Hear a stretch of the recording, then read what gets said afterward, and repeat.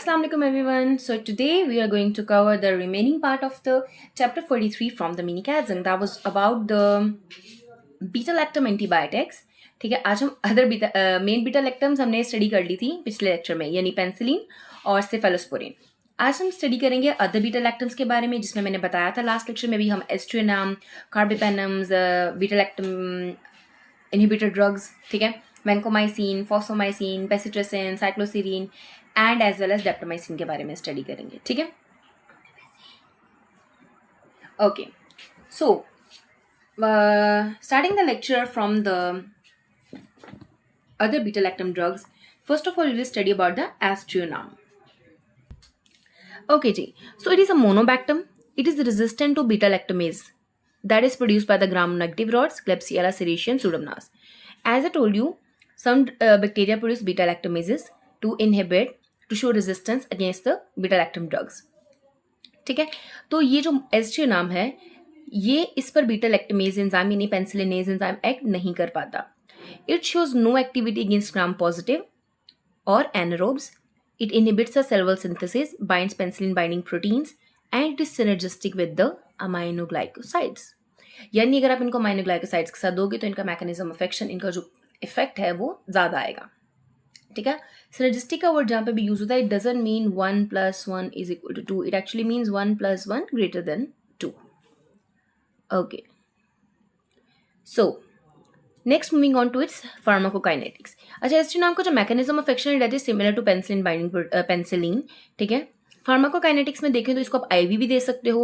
ये एलिमिनेट होती है रीनल ट्यूबुलर सिक्रीशन के थ्रू और इसकी हाफ लाइफ रीनल फेलियर में क्या हो जाती है, प्रोलॉन्ग हो जाती है. अगर आपके पास रीनल फेलियर होगा, यूरिन नहीं प्रोड्यूस हो पा रहा होगा, एक्टिव रीनल ट्यूबुलर सिक्रीशन नहीं हो पा रही होगी इसकी यूरिन के अंदर, तो इसकी हाफ लाइफ ब्लड के अंदर क्या हो जाएगी, इंक्रीज कर जाएगी बॉडी के अंदर और ये टॉक्सिसिटी इसकी डेवलप हो जाएगी. एडवर्स इफेक्ट्स में इसके अंदर जीआई अपसेट आ जाता है. It causes super infection, vertigo, headache, rarely hepatotoxic and causes skin rash. Penicillin के साथ इसकी कोई क्रॉस एलर्जेनिसिटी नहीं है. That was all about the एस्ट्रियोनाम.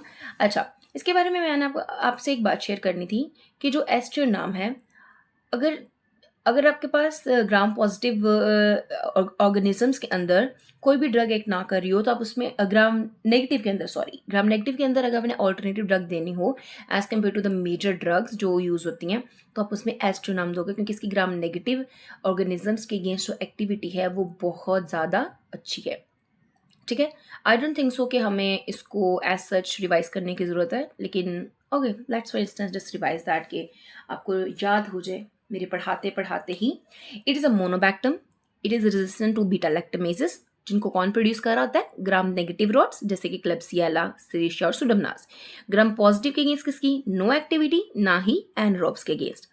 Mechanism of action में क्या है इसका mechanism of action, cellular synthesis को इनहिबिट करती है, पेंसिलिन बाइंडिंग प्रोटीन्स के साथ बाइंड करती है और अमाइनोग्लाइकोसाइड्स के साथ सिनर्जिस्टिक होती है. आईवी एडमिनिस्ट्रेशन होती है इसकी. It is eliminated bye renal tubular secretion और रीनल फेलियर में इसकी हाफ लाइफ बॉडी के अंदर ज़्यादा हो जाती है. एडवर्स इफेक्ट्स देखें तो it causes GI upset, super infection. अच्छा, सुपर इन्फेक्शन मैं आपको एक्सप्लेन कर दूं. सुपर इन्फेक्शन का मतलब है कि जब हमारे पास बॉडी का जो नॉर्मल फ्लोरा है वो डिप्रेस हो जाता है, तो जो हमारे पास इम्यूनिटी डिप्रेस हो जाती है, तो जो नॉर्मल फ्लोरा होता है ना वही हमारे पास इन्फेक्शन कॉज कर देता है. ठीक है, उसको हम सुपर इन्फेक्शन कहते हैं. यानी हमारी इम्यूनिटी डिस्टर्ब होती है, ठीक है, और उसके ऊपर हमारे पास सुपर इन्फेक्शन डेवलप हो जाता है. वर्टाइगो, हेडेक बहुत कम है कि ये हेपेटोटॉक्सिसिटी कॉज करे और स्किन रैश पॉसिबल है इसके अंदर. अच्छा, इसकी एलर्जेनिसिटी पेंसिलिन के साथ कोई भी नहीं, no cross allergenicity with the penicillin. Next हम पढ़ेंगे कार्बापेनम्स के बारे में. Okay, let's move on to the carbapenems. Okay, इसके अंदर हमारे पास 4 ड्रग्स आ जाती हैं, imipenem, doripenem, meropenem and ertapenem. They are different from the penicillins, but they do contain the beta-lactam ring. Okay? Pharmacokinetic में देखा जाए तो इमीपेनम के बारे में उन्होंने एक बात की है कि ये हमारे पास अच्छा जी, सिर्फ इमीपेनम एक ऐसी ड्रग है जो हमारे पास किडनी में क्या हो जाती है, डिग्रेड होती है. और कौन सा एंजाइम इसको डिग्रेड करता है, रीनल पेप्टिडेज 1. ठीक है, अब रीनल डिहाइड्रोपेप्टिडेज 1 इसको डिग्रेड कर देगा तो इसका मैकेनिज्म ऑफ एक्शन नहीं शो हो पाएगा, यानी ये इतनी इफेक्टिव नहीं हो पाएगी. इसी वजह से हम इसको एक ड्रग के साथ देते हैं जिसको हम कहते हैं सिलास्टैटिन, सिलास्टैटिन, कुछ भी कह सकते हैं आप. ठीक है, सो हम इसके साथ इसलिए देते हैं क्योंकि ये साइलास्टेटिन या सिलास्टेटिन ड्रग जो है ये इस एंजाइम को रीनल डिहाइड्रोपेप्टिडेज को इनहिबिट करती है, पहली बात, जिसकी वजह से इमीपेनम की जो कंसंट्रेशन है, जो हाफ लाइफ है बॉडी के अंदर, वो बढ़ जाती है और नेफ्रोटॉक्सिक मेटाबोलाइट की फॉर्मेशन भी इनहिबिट हो जाती है। ठीक है, क्योंकि इमीपेनम जो है वो नेफ्रोटॉक्सिक मेटाबोलाइट प्रोड्यूस करती है तो उसकी फॉर्मेशन भी कम हो जाती है। अदर कार्बापेनम्स जो है वो किडनी में डिग्रेड नहीं होते। ठीक है, फिर से बता दूं, इसमें 4 ड्रग्स आती हैं, imipenem, डोरीपेनम, इमीपेनम, doripenem, मीरोपेनम, इर्टापेनम. They are different from the penicillins, but they do contain beta-lactam rings. इमीपेनम की फार्माकोकाइनेटिक्स को देखा जाए तो it is inactivated by renal dehydropeptidase 1, तो हम इसीलिए इसको सिलास्टैटिन के साथ देते हैं ताकि एंजाइम को इनहिबिट करे, यानी डिहाइड्रोपेप्टिडेज को इनहिबिट करे, इसकी हाफ लाइफ बढ़े इमीपेनम की, और इसकी जो फॉर्मेशन ऑफ नेफ्रोटॉक्सिक मेटाबोलाइट है वो भी डिक्रीज कर जाए। और बाकी जो हमारे पास ड्रग्स हैं वो इनहिबिट नहीं होती, सॉरी वो डिग्रेड नहीं होती किडनी के अंदर। देन आ जाता है हमारे पास इसका स्पेक्ट्रम। स्पेक्ट्रम में देखा जाए तो it is active against the gram positive cocci और कुछ पेनिसिलिनेज रेजिस्टेंट मोनोकोकाई के अगेंस्ट भी, ग्राम नेगेटिव रॉड्स के अगेंस्ट, एनारोब्स के अगेंस्ट सुडोमोनास एरिजिनोसा और एकाइनोबैक्टर, इन दोनों के अगेंस्ट इर्टापेनम जो है वो एक्ट नहीं करती। सुडोमिनल इन्फेक्शंस में आप यूज कर सकते हो in combination with aminoglycosides given parenterally. अगर इसकी फार्माकोकाइनेटिक्स को देखा जाए तो इसको हम पैरेंटेरली देते हैं। It is co drug of choice for enterobacter, citrobacter and serratia. Okay, next moving on to the adverse effects. Adverse effects में ये जे डिस्ट्रेस शो करती है, स्किन रैश, सीएनएस टॉक्सिटी। अगर बहुत हाई लेवल्स इसके हो जाए हमारी बॉडी के अंदर तो ये सीएनएस टॉक्सिटी सीएनएस में पेनिट्रेट कर जाती है और हमारे पास कन्फ्यूजन, एनकेफेलोपैथी और सीजर्स कॉज करती है। इसकी पेनिसिलिन के साथ पार्शियल क्रॉस एलर्जेनिसिटी होती है। मीरोपेनम के बारे में देखें तो it is not metabolised by the dehydropeptidase, it is less likely to cause seizures. Ertapenem की लॉन्ग हाफ लाइफ है, it is less active against pseudomonas, IM injection में पेनफुल इरिटेशन कॉज करता है। ठीक है, let's give it a quick revision. हमने कहा था कि हमने इसकी फार्माकोकाइनेटिक्स पढ़े थे। इसका इस टॉपिक का जो मेन मुझे लगता है कि इंपॉर्टेंट बात है वो ये है, जो एमसीक्यू जा सकता है, सिलास्टेटिन वाला। स्पेक्ट्रम भी ठीक है, इसमें ये है कि सुडोमोनास एरिजिनोसा और एकाइनोबैक्टर के अगेंस्ट साइड ड्रग्स यूज होती हैं, लेकिन इर्टापेनम जो है वो यूज नहीं होती। ठीक है, उसके बाद एडवर्स इफेक्ट्स में ये है कि सीएनएस को पेनिट्रेट कर जाती है, अगर बहुत हाई कंसंट्रेशन में ली जाए तो ये कन्फ्यूजन, एनकेफेलोपैथी और सीजर्स कॉज करवा सकती है। मीरोपेनम के बारे में इंपॉर्टेंट बात ये है कि ये less likely to cause seizures, and ertapenem जो है वो आईएम इंजेक्शन वे में देते हैं तो ये इरिटेशन कॉज करती है। जब मैंने पेनिसिलिन पढ़ाया था so I told you about the beta lactamase inhibitor यानी clavulanic acid, sulbactam and tazobactam. So now we are going to study about them. They are used in fixed combination with the hydrolyzable penicillins. वो पेंसिलिन्स जो hydrolysable है उनके साथ in fixed combination in specific amount they are being used. Okay, they are active against plasma encoded beta lactamase. अच्छा, कुछ हमारे पास plasma encoded beta, अच्छा मैं पता है जो प्लाज्मा है ना ये भी एक तरह का डी प्लाज्मिड आई गेस यहाँ पे होना चाहिए था, let me check. Yes, exactly. It is not plasma, it is plasmid. Plasmid भी हमारे पास जो है ये क्रोमोसोम ही होता है, एक्स्ट्रा क्रोमोसोमल चीज़ है ये। ठीक है, एक्स्ट्रा क्रोमोसोमल डीएनए इसके अंदर होता है।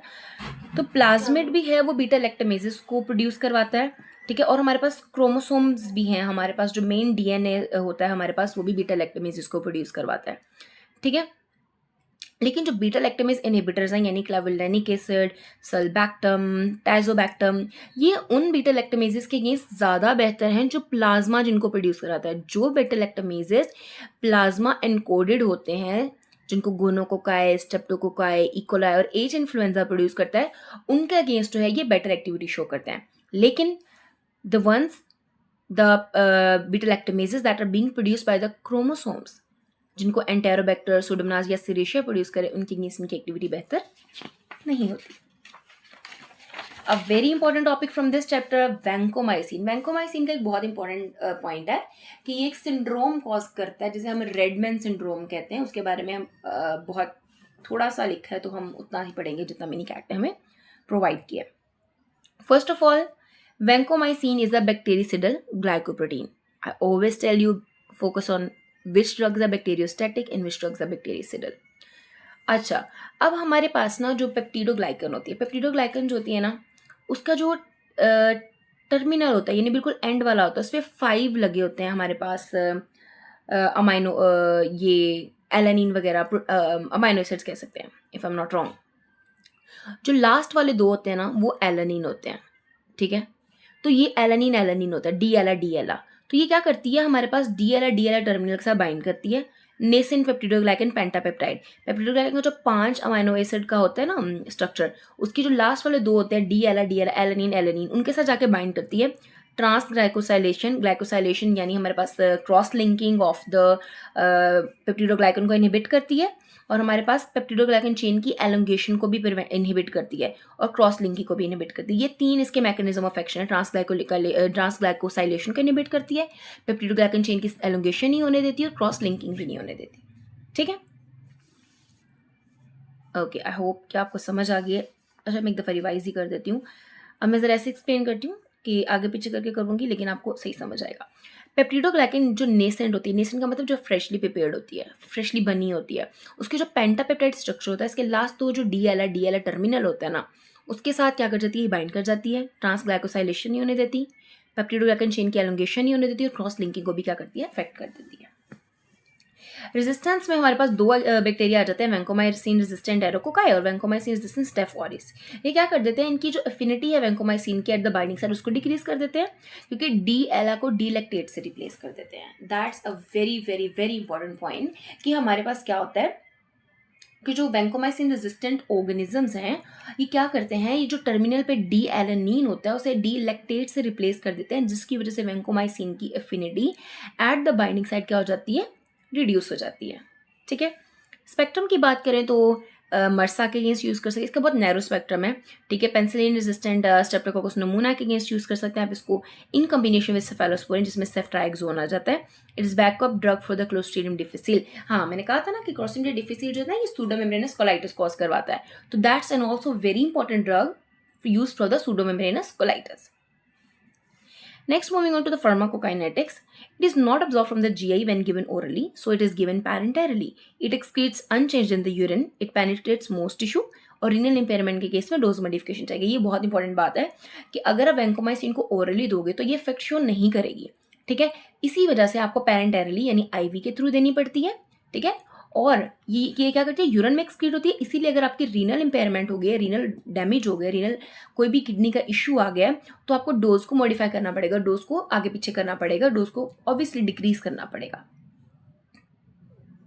टॉक्सिक इफेक्ट्स में क्या कॉज करती है, fever, chills, phlebitis, ototoxicity and nephrotoxicity cause करती है। I have written Redman syndrome, but I haven't written what happens in here. Let me tell you what happens here. So what actually happens in Redman syndrome is that I have written on my book, but I forgot to write it here. Let me show you. Okay. When you give rapid IV infusion, ठीक है, तो diffuse flushing मतलब बहुत ज़्यादा flushing redness show करवाती है, क्योंकि ये हिस्टामिन की रिलीज करवाती है। हिस्टामिन की रिलीज करवाने की वजह से हमारे पास क्या होती है, ये फ्लशिंग शो करवाती है। इसलिए आपने जब भी इसको देना है वैंकोमाइसिन को, तो आपने बहुत जल्दी बहुत रैपिड वे में इसको नहीं देना, ठीक है। Okay, now we are gonna talk about the daptomycin. What is daptomycin? Daptomycin is a cyclic lipopeptide. Spectrum इसका वैंकोमाइसिन के जैसा ही है, बट ये एक्टिव है against vancomycin resistant strains of enterococci and staphylococci. अच्छा, वो स्ट्रेन्स जो वैंकोमाइसिन के अगेंस्ट रेजिस्टेंस शो करते हैं, जैसे वैंकोमाइसिन रेजिस्टेंट एंटेरोकोकाई था और वैंकोमाइसिन रेजिस्टेंट स्टेफेलोकोकस ऑरिस था, उनके अगेंस्ट भी आप डैप्टोमाइसिन को यूज़ कर सकते हो। ये साइटोप्लाज्म की मेम्ब्रेन जो होती है उसके अंदर अटैच हो जाती है, जो सेल मेम्ब्रेन होती है, फिर पोटेशियम का लीक करवाती है और सेल की डेथ कॉज करवा देती है। So it means it is a bactericidal drug. It is eliminated by the kidney. Note करना है आपने एक बार, क्योंकि ये किडनी से एलिमिनेट हो रही है, तो आपने क्रिटीन फॉस्फोकाइनेज की अमाउंट को मॉनिटर करना है, क्योंकि डैप्टोमाइसिन जो है वो मायोपैथी कॉज करवा सकती है, मसल डैमेज कॉज करवा सकती है। इसलिए अपनी क्रिटीन फॉस्फोकाइनेज की जो वैल्यू है उसको बॉडी के अंदर मॉनिटर करते रहना है जब आप किसी भी पेशेंट को डैप्टोमाइसिन देते हो, ठीक है। क्या करती है ये ड्रग, इसका मैकेनिज्म ऑफ एक्शन क्या है, ये पोटेशियम लीक करवाती है, सेल की डेथ कॉज करवाती है, साइटोप्लाज्मिक मेम्ब्रेन में इंसर्ट हो गए और एलिमिनेट होते किडनी के थ्रू। और ये बहुत इंपॉर्टेंट बात है कि आपने क्रिएटिन फॉस्फोकाइनेज की जो अमाउंट है, ये वैल्यू उसको मॉनिटर करते रहना है, क्योंकि ये मायोपैथी का मायोपैथी जब होती है ना तो बस क्रिएटिन फॉस्फोकाइनेज की वैल्यू बढ़ जाती है। तो आपने इसको कंसीडर करना है कि क्रिएटिन फॉस्फोकाइनेज की वैल्यू अगर बढ़ी है, इसका मतलब कि आपने डेप्टोमाइसिन जो है आप दे रहे हैं पेशेंट को, उसने मायोपैथी कॉज करवा दी है, इसलिए आपने इसको मजीद नहीं देना। So these are the very small topics left behind इस चैप्टर के अंदर से। ओके, फॉस्फोमाइसिन जो है it is anti metabolite inhibitor of enol pyruvate transferase. ये एक एंजाइम है, साइटोसोलिक इनोल पायरुवेट ट्रांसफरेज। इसको इनहिबिट करती है फॉस्फोमाइसिन और एन एसिटाइल म्यूरामिक एसिड की प्रोडक्शन नहीं होने देती। एन एसिटाइल म्यूरामिक एसिड जो है ना, ये हमारे पास बैक्टीरियल सेल वॉल होती है, उसका कंपोनेंट होता है। जब इसको नहीं बनने देगी तो बैक्टीरियल सेल वॉल सिंथेसिस को नहीं होने देगी। रेजिस्टेंस कैसे शो करते हैं बैक्टीरिया के अगेंस्ट? इसकी एक्यूमुलेशन को ही क्या कर देते हैं, डिक्रीज कर देते हैं। किडनीज में एक्सक्रीट करते हैं। It is synergistic with beta lactam and quinolone antibiotics. Other beta lactam drugs के साथ अगर आप इसको दोगे या क्विनोलोन एंटीबायोटिक्स का इसको दोगे तो ये सिनर्जिस्टिक इफेक्ट शो करेगी, यानी इसका बहुत ज़्यादा इफेक्ट होगा। आगे हम इसको रिवाइज करेंगे एक दफ़ा, लेकिन let's just complete the chapter. Now we are gonna do the bacitracin. Bacitracin peptide antibiotic है। यू नो, जब हमने डेप्टोमाइसिन के बारे में पढ़ा था, we said lipopeptide. Okay, what did we say? Yeah it is a lipopeptide, but bacitracin is a peptide antibiotic. ये cell wall synthesis के लास्ट स्टेप को इंटरफेयर करती है, और किन के अंदर करती है? ग्राम पॉजिटिव ऑर्गेनिजम्स के अंदर। एडवर्स इफेक्ट्स में ये क्या कॉज करवा देती है? नेफ्रोटॉक्सिसिटी कॉज करवा देती है। लास्ट हम पढ़ेंगे साइक्लोसिरीन के बारे में। जो साइक्लोसिरीन है ये एंटी मेटाबोलाइट है, जो incorporation of DLI into peptide side chain क्या कर देती है? ब्लॉक कर देती है। ये बहुत मजे का, मैंने बताया था आपको पीछे भी कि जो पेप्टिडोग्लाइकन है, पेप्टिडोग्लाइकन की जो पेंटापेप्टाइड है, उसके लास्ट दो जो होते हैं ना, वो क्या होते हैं? लास्ट दो जो होते हैं वो हमारे पास होते हैं एलानिन। तो ये क्या करती है, लास्ट पे जो एलानिन लगना होता है पेप्टिडोग्लाइकन के पेंटापेप्टाइड के अंदर, उस एलानिन की इनकॉर्पोरेशन ही नहीं होने देती। इस तरह भी ये बैक्टीरियल सेल वॉल सिंथेसिस को स्टेबल नहीं होने देती है, बैक्टीरियल सेल वॉल सिंथेसिस अच्छे से हो नहीं पाती है। ठीक है, उसके बाद ये क्या कॉज करवाती है? न्यूरोटॉक्सिसिटी कॉज करवाती है। न्यूरोटॉक्सिसिटी में ये जो भी हमारे पास नर्वस सिस्टम से रिलेटेड सिम्टम्स आएंगे, ट्रेमर्स आएंगे, सीजर्स आएंगे, साइकोसिस आएंगे। One point, it is also use for the treatment of tuberculosis, उन ऑर्गेनिज्म के अगेंस्ट जो फर्स्ट लाइन ड्रग्स के अगेंस्ट रिस्पॉन्ड नहीं करते, फर्स्ट लाइन ड्रग्स के अगेंस्ट रेजिस्टेंस शो करते हैं, उनमें हम साइक्लोसिरीन यूज करेंगे। अच्छा जी, let's give it a quick revision. Fosfomycin जो है वो साइटोसोलिक इनोल पायरुवेट ट्रांसफरेज के अगेंस्ट एक्ट करती है। एन एसिटाइल म्यूरामिक एसिड की फॉर्मेशन नहीं होने देती। रेजिस्टेंस कैसे शो करती है? इंट्रासेलुलर एक्यूमुलेशन ड्रग की डिक्रीज कर देती है। किडनीज के थ्रू एक्सक्रीट होती है। बीटा लैक्टम और क्विनोलोन एंटीबायोटिक्स के साथ सिनर्जिस्टिक इफेक्ट शो करती है, यानी जब आप इनको बीटा लैक्टम्स और क्विनोलोन एंटीबायोटिक्स जो है ना, ये बेसिकली हम एंटी मलेरियल ड्रग जो चैप्टर है ना एंटी मलेरियल ड्रग्स का, उनके अंदर स्टडी करेंगे कौन कौन सी ड्रग्स क्विनोलोन ड्रग्स के अंदर आती हैं। ठीक है, फिर बेसिट्रेसिन जो है ये पेप्टाइड एंटीबायोटिक है। ये जो है ये हमारे पास last stage of cell wall synthesis को इनहिबिट करता है ग्राम पॉजिटिव के अंदर, ये भी नेफ्रोटॉक्सिसिटी कॉज करवाता है। फिर हमारे पास आ गया था साइक्लोसिरीन। हमने पढ़ा था कि ये डी एलानिन की इनकॉर्पोरेशन पेंटापेप्टाइड चेन के अंदर नहीं होने देता, और ये क्या करता है? सेल वॉल सिंथेसिस को इनहिबिट करवा देता है। एडवर्स इफेक्ट्स में हमने पढ़ा था कि ये न्यूरोटॉक्सिसिटी कॉज करवाता है, यानी कि ट्रेमर्स, सीजर्स, साइकोसिस। और लास्ट में हमने पढ़ा था कि ये हमारे पास क्या कॉज करवाता है? ट्रीट करने के लिए यूज होता है, ट्यूबरक्लोसिस को ट्रीट करने के लिए उन पेशेंट्स में जो फर्स्ट लाइन ड्रग्स को रिस्पॉन्ड नहीं करते। हम इसको ट्यूबरक्लोसिस के चैप्टर में भी पढ़ेंगे अदर ऑल्टरनेटिव ड्रग्स के हेडिंग के अंदर।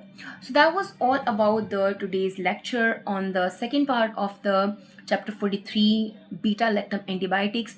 मुझे उम्मीद है कि आपको each and everything perfectly clearly समझ आ गई होगी, and I am pretty sure कि आपने साथ साथ इसको याद भी किया होगा। Again my advice to all of you is that कि आप जब भी फार्माकोलॉजी के लेक्चर्स लें, आप साथ साथ इनको याद करें और MCQs प्रैक्टिस करना ना भूलें, और ख़ास तौर पे वो MCQs जो आपको मिनी कैटजन के चैप्टर के लास्ट पे मिलेंगे और बिल्कुल बुक के लास्ट पर एग्जामिनेशन 1 एंड एग्जामिनेशन 2 की हेडिंग के साथ मिलेंगे, बिकॉज हाँ प्रॉफ के अंदर अब से सिर्फ MCQs आएंगे। So it is very important कि आप MCQs को कंसीडर करें, ताकि जो आपके क्वेश्चन है, आपके एमसीक्यूज उन पे आपकी अच्छी ग्रिप हो सके और आपका कॉन्फिडेंस डेवलप हो सके, because without confidence you can't achieve anything. So best of luck to everybody. मुझे उम्मीद है कि आपको बेहतर समझ आई है। अगर फिर भी कोई क्यूरीज हो आपकी, so just DM me in the box, I will try my best to answer you as soon as possible. Okay, तब तक के लिए खुदा हाफिज, गॉड ब्लेस एवरीबडी।